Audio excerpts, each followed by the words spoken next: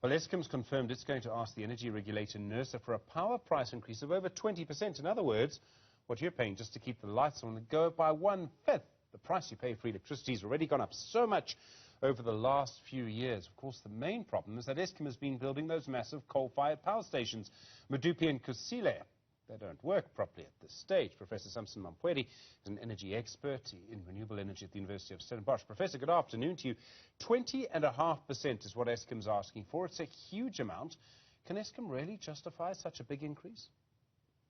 Good afternoon, Stephen, and the viewers. Yes, I've looked at the Eskom application and the impact analysis that was done by Nersa before making a final decision.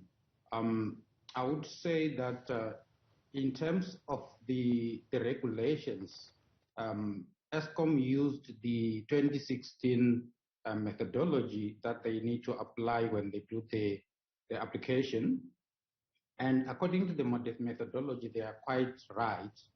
And I must say this to say that what Eskom has applied for is actually 20.5% or so, but the actual increase that is supposed to be in the full application is more than 50%.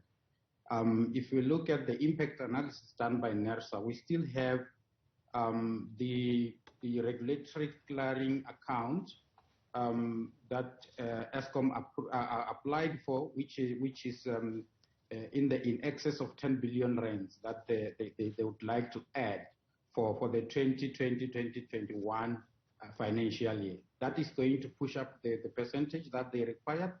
We also have a regulatory clearing account that has already been approved by Nersa for the 2019-2020 financial year, which is in excess of 3 billion rands. And then we have the money that emanated from the 2020 court order.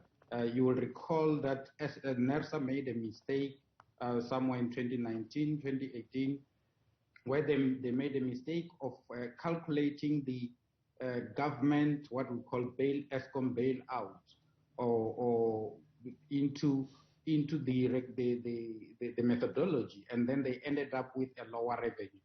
And then a court order came up after Eskom approached the courts to say that Nersa should then ensure that Eskom recovers that money. So there's about 46 billion rands that Eskom needs to recover through that particular process. So the future looks bleak.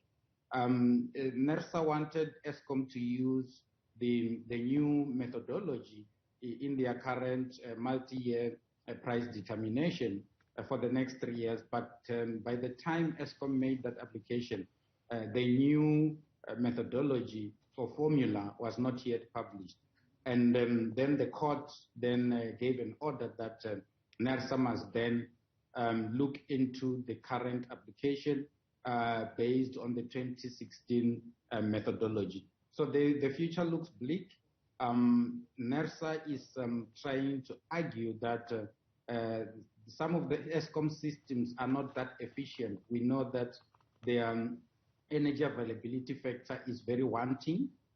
We know that they are not very efficient in some of their systems. We know there are aspects around corruption and fraud and things like that, some of which were reported widely in the media, and Nersa is already indicating such in their consultation documents. So Eskom lost about 3 billion rand in corruption and fraud and things like that.